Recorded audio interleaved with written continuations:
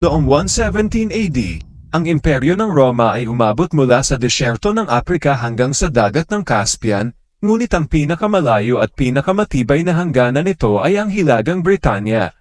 Sa walang awa na lupaing ito, ang hukbong Romano ay nakaranas ng matinding resistance mula sa mga taong tinatawag na Picts. Ang mga garrison ay regular na inaatake ng mga tuso at uhaw sa dugo ng mga kaaway, na sinisira ang mga outpost sa ilalim ng katahimikan ng gabi. Si Centurion Quintus Diez ay isang commander sa isa sa mga outpost na ito, na masigasig na ginagawa ang kanyang mahirap na trabaho sa loob ng 2 taon. Alam ng anak ng isang gladiator kung ano ang pakikipaglaban para sa buhay, ngunit itinuturing ang mga Pict bilang mga hamak na tao dahil wala silang karangalan at dignidad, at lahat ng mga pag-atake na kanilang ginagawa ay hindi direkta, ngunit palihim. Sa gabi, inatake ng mga Pict ang outpost ng Centurion at sinisira ang lahat sa kanilang dinadaanan. Si Diez ang huling biktima, ngunit hinayaan siyang mabuhay ng kaaway at dinala siya bilang bilanggo, dahil alam ng mga Romano ang kanilang wika at maaari siyang maging kapaki-pakinabang. Kasabay nito, si Titus Flavius Virilis, general ng 9th Legion, ay nagbibigay aliw sa kanyang mga sundalo sa pamamagitan ng pakikipagbuno ng braso sa isang lasing na kalaban. Napagtanto na siya ay isang banta sa kanya, sinugatan ni Virilis ang kanyang kalaban na nagdulot ng isang napakalaking away. Kinaumagahan, isang mensahero na nakatakas mula sa nawasak na outpost ang nagbalita sa general kung ano ang nangyari. Nalaman ng Romanong gobernador ng Britanya na si Agricula ang nangyari at hiniling niya kay Virilis na pumunta sa mga lupain ng kalaban para lipulin ang mga Pict at ang kanilang hari sa balat ng lupa. Upang gawing mas madali ang gawain ng paghahanap sa kanila, nagbigay ng tulong ang Viceroy sa general mula sa tulong ng mute tracker na si Etain. Si Haring Gorlachon at ang kanyang mga nasasakupan na Picts ay nagtatanong kay Diez, habang pinapahirapan siya. Hindi lamang walang sinasabi ang Romano sa kanyang mga kaaway, ngunit nakahanap siya ng kahinaan sa kambalig na nagpahintulot sa kanya na makatakas mula sa pagkabihag. Di nagtagal, ang 9th Legion ay ipinadala sa Hilaga upang lipulin ang kaaway na tumututol sa hukbong Romano. Habang nasa daan, may ilang mandirigma ang nagpakita ng interes sa dalagang mute, ngunit tinanggihan niya ang sinumang lumapit sa kanya.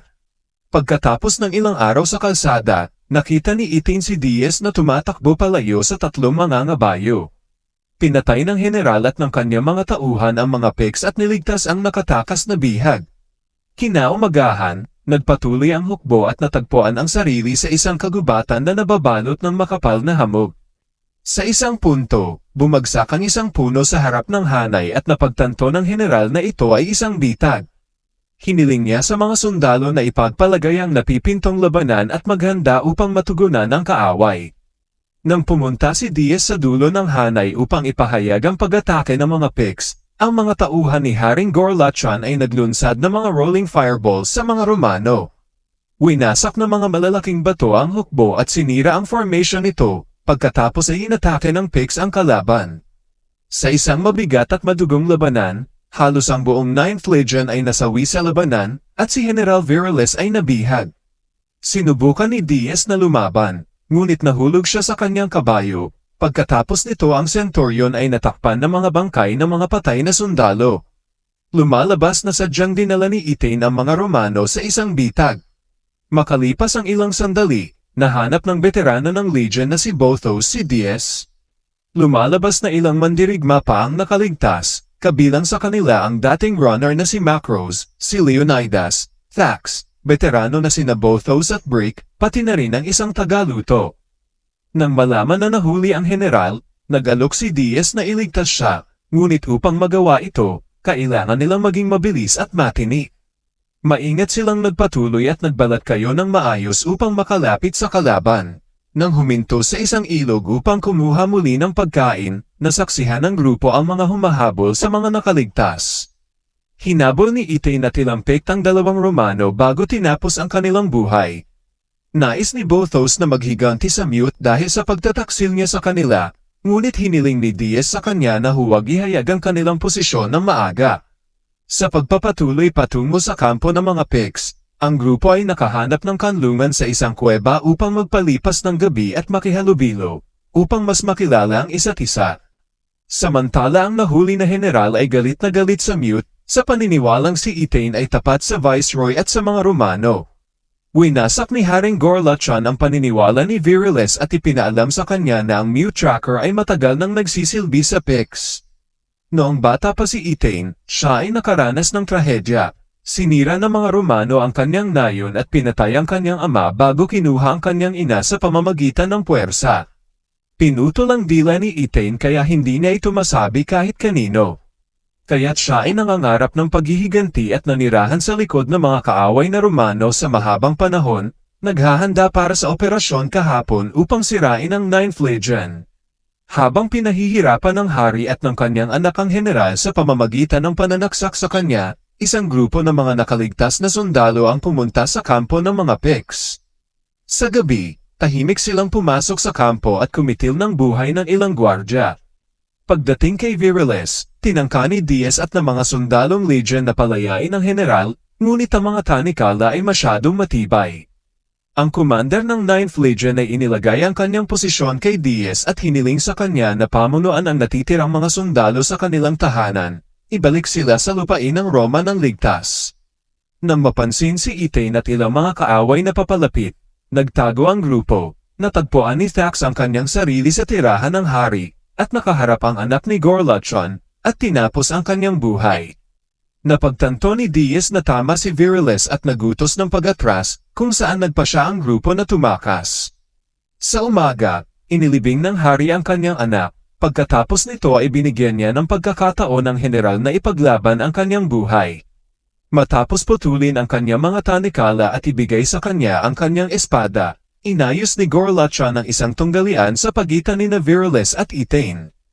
Itinuturing ito ng commander ng 9th Legion bilang isang panunuya ngunit natalo siya sa isang matinding pakikipaglaban sa babaeng Mute na nagtulak ng sibat sa kanyang dibdib.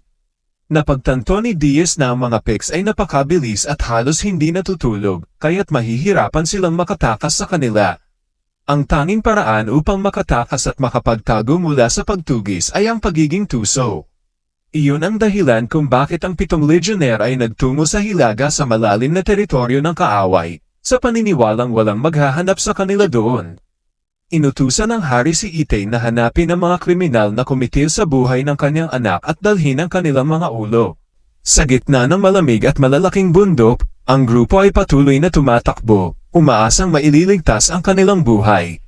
Hindi natutuwa si Macros na ang iba ay masyadong mabagal at handang kitilin ang buhay ng kanyang mga kasama, ngunit hindi niya ito magawa.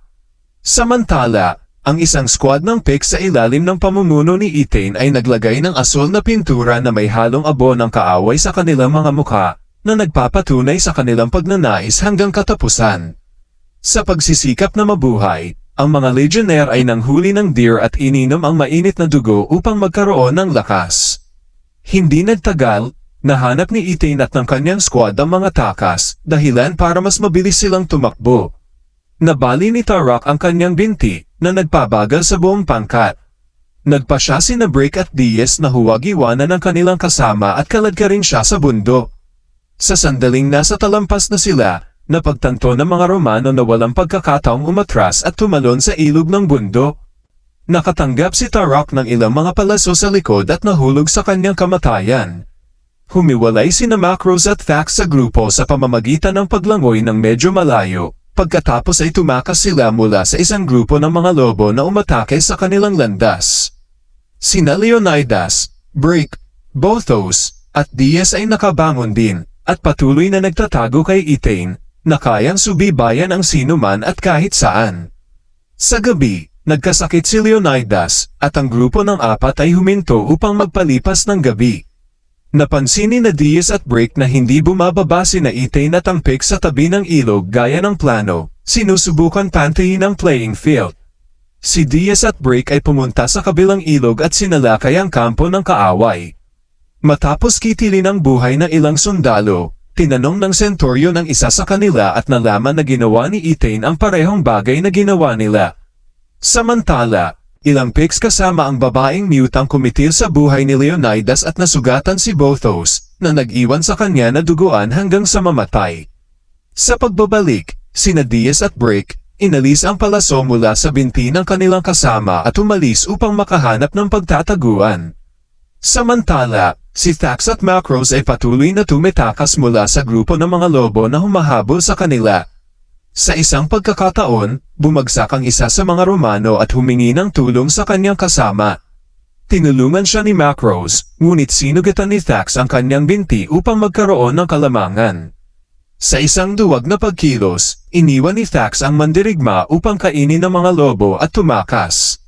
Si Diaz, Bothos, at Brick ay napadpad sa isang bahay kubo sa kakahuyan at nagpasyang gamitin ito bilang pansamantalang tirahan. Sa paglabas, nakita ni Diaz ang isang natatakot na dalaga na nagngangalang Ariana. Siya ay pinalayas ng mga pik na pinaniniwalaan nilang isang mangkukulam. Natakot ang dalaga ngunit nagtiwala sa Centurion dahil mabait ito sa kanya at hiniling sa kanyang mga kasama na ibaba ang kanilang mga sandata. Ginamot ni Ariana ang sugat ni Bothos at pinigilan ang pagdurugo, pagkatapos ay naghanda siya ng hapunan para sa 3 Romano. Hindi niya sila kaaway, dahil ang kanyang sariling mga tao ay nagtaksil sa kanya, nagiwan ng peklat sa kanyang mukha, at pinalayas siya sa nayon. Nakatira siya sa kagubatan, iniiwasan ng dalaga ang mga Romano at ang Picts na hindi nagtitiwala sa sinuman. Salamat sa kanyang imahe bilang isang mangkukulam, natatakot ang mga estranghero mula sa kanya, ngunit si Diaz ay hindi natatakot, isinasaalang-alang siya na isang mabuting tao. Pagkatapos kumuha ng pagkain at mag-iwan ng kahoy na figurin ng kabayo para sa dalaga, ang 3 legionnaire ay umalis upang sumama sa mga kaalyado. Sa pagdating, nakita nila ang isang inabandunang kuta at isang utos sa dingding na nagpapahayag na ang hukbong Romano ay umatras sa Hadrian's Rampart. Ikinalungkot ito ni Diaz, dahil siya at ang buong 9th Legion ay nakipaglaban ng walang kabuluhan para sa lupaing ito. Ngayon si Etain at ang kanyang mga mandirigma ay papalapit na sa kuta, na patuloy na naghahanap para sa mga takas. Pagod na si Diaz sa pagtakbo at nag-alok na salubungin ang kalaban, kaya naman naghanda sila para sa labanan.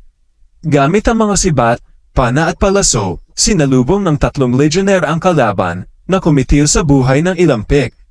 Sa isang hindi pantay na laban, si Brick ay malubhang nasugatan at nahulog sa kanyang kamatayan. Tinalo ni Bothos ang malakas na pik, habang nilalabanan ni Diaz si Etain, na matagumpay na sinamantala ang sandali, at tinapos ang kanyang buhay. Sa gabi, huminto sina Diaz at Bothos sa kagubatan upang magpahinga.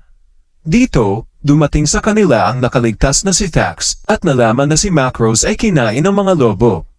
Pagkatapos magsanim puwersa, nagpatuloy ang 3 sa kanilang pagpunta sa Hadrian's Rampart.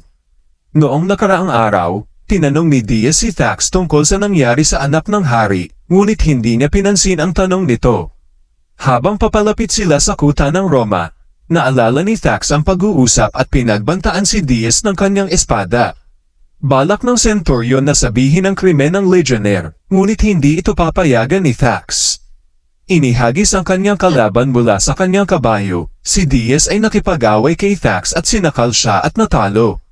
Samantala, tumakbo si Bothos sa kampo, masayang binati ang kanyang mga kaalyado.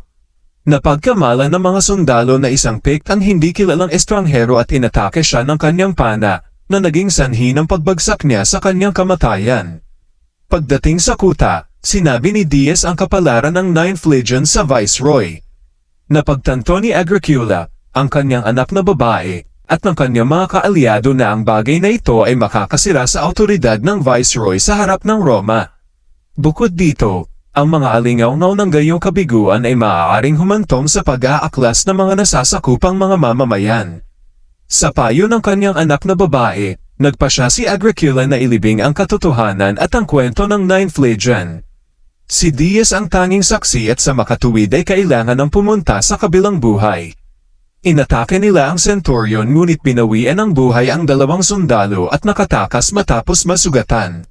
Sa pagtatapos ng pelikula, dahil hindi na gustong patawarin ang pagkakanulo ng kanyang mga tao, pumunta si Diaz kay Ariana, at nang makita ng dalaga ang lalaki ay hinalikan siya, napagtanto na hindi ito ang simula, ngunit hindi rin ito ang katapusan ng kanilang kwento.